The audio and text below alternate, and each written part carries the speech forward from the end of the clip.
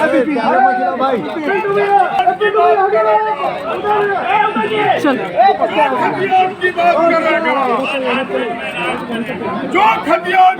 इस वक्त आप देख रहे हैं झारखंड जोश और मैं हूं आपके साथ अर्चना। और इस वक्त हम मौजूद है राजधानी राज्य के राजभवन में, जहां राज्य के मुख्यमंत्री हेमंत सोरेन और सत्ता में बैठी सरकार के विधायक और नेतागण यहां राज्यपाल से मुलाकात करने के लिए आ पहुंचे हैं। हालांकि हम आपको बतलाएं, इस राजभवन में सत्ता पक्ष की सरकार और विधायक नेतागण 1932 खतियान और ओबीसी को 7% आरक्षण मिले, इन्हीं सब सिलसिलों में बात करने के लिए आ पहुंचे। आइए हम लेते हैं इसकी पूरी जानकारी। ऐसा है मित्रों, आज यहाँ राजभवन के अंदर राज्यपाल महामहिम के साथ भारतीय जनता पार्टी को छोड़कर सभी राजनीतिक दल का शिष्टमंडल यहाँ आकर के मिला। उसमें JMM, Congress, RJD, CPM, AJSU वगैरह वगैरह सभी जितने सारे लेफ्ट पार्टीज यहाँ आए। और आने के पीछे का जो कारण है वो ये है कि विगत दिन आपने सुना कि माननीय उच्च न्यायालय के द्वारा राज्य के नियोजन नीति को रद्द कर दिया गया। और ये नियोजन नीति पहली बार रद्द हुई है ऐसी बात नहीं है। पूर्व में कई बार नियोजन नीति उच्च न्यायालय के द्वारा रद्द किया गया है।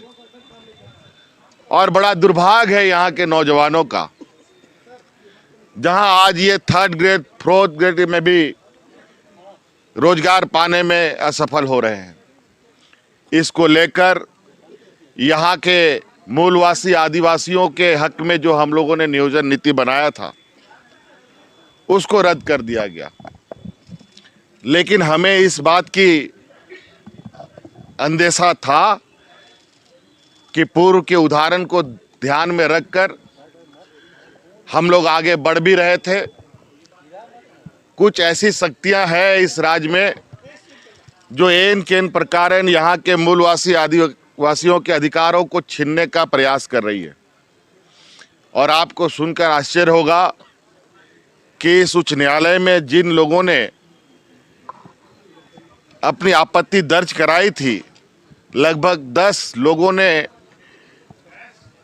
इसका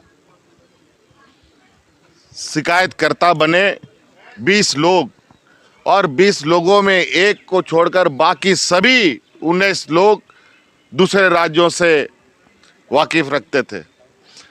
और बड़ा दुर्भाग्य की बात है, झारखंड का नियोजन नीति से दूसरे राज्य के नौजवानों के और दूसरे राज्य के लोगों को बहुत तकलीफ हो रही है। इसीलिए नवंबर माह में हम लोगों ने 1932 आधारित स्थानीय नीति और नियोजन नीति बनाने का विधेयक पास किया था। ओबीसी को 27% आरक्षण देने का विधेयक भी पास किया था, जो अनुमोदन के लिए राज्यपाल महोदय के पास पहुंचा हुआ है।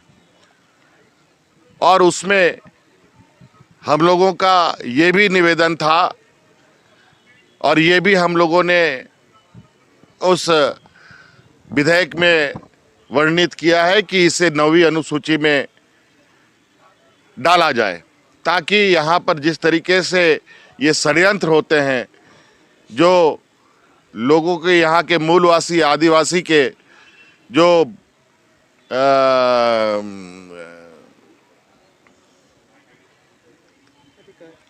अधिकार है उसको मिल पाए।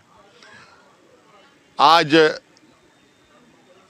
उसी को जल्द से जल्द पारित करने के लिए हमने महामहिम से आग्रह किया, ताकि हम केंद्र सरकार के पास भी जाकर के इसको जल्द से जल्द 9वीं अनुसूची में शामिल कर इस राज्य को संरक्षित और इस राज्य के नौजवानों का भविष्य संरक्षित करने का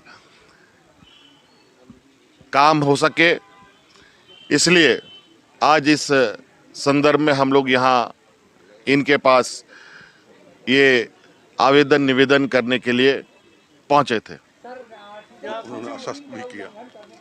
हाँ,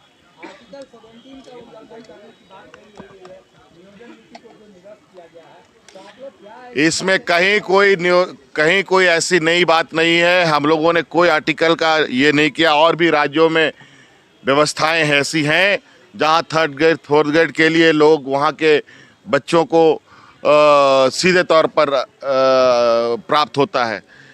ये सिर्फ यहाँ पर कुछ ऐसी गिरोह सक्रिय हैं जो नहीं चाहते यहाँ के मूलवासी आदिवासियों को रोजगार मिले, नौकरियाँ मिले। लेकिन अभी ये यहीं पर चीज़ें रुकेंगी नहीं और हम आश्वस्त करना चाहेंगे आप लोगों को, आप लोगों के माध्यम से राज्य के नौजवानों को। हमारा प्रयास है कि आपको आपका अधिकार मिले और जो नियुक्तियां हैं, नियुक्तियों को लेकर के यथाशीघ्र कोई अल्टरनेटिव रास्ता हम लोग निकालने का तैयारी करेंगे। और अभी इस नियोजन नीति को लेके लगभग 7 लाख से अधिक बच्चों ने आवेदन भरा था। आज वो बच्चे काफ़ी निराश और मायूस हैं और हमें इनकी चिंता है और निश्चित रूप से उनके प्रति पूरा सदन और हम सरकार गंभीर है और इनके लिए क्या हम वैकल्पिक तरीके से नियुक्ति प्रक्रिया प्रारंभ कर सकते हैं, इस पर बहुत जल्द हम लोग निर्णय लेंगे।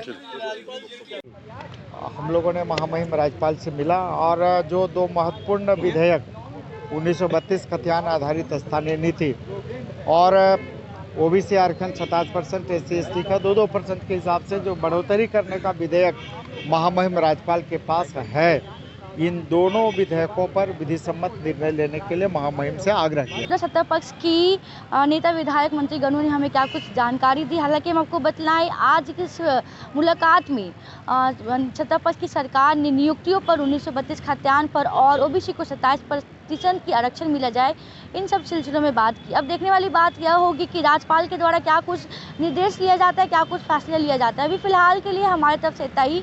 ऐसी तमाम जानकारी हम आप सभी के लिए लेकर आते रहेंगे। तब तक के लिए बने रहे हमारे साथ आपके अपने चैनल झारखंड जोश में। मैं अर्चना अपनी सहयोगी मिलन के साथ। धन्यवाद।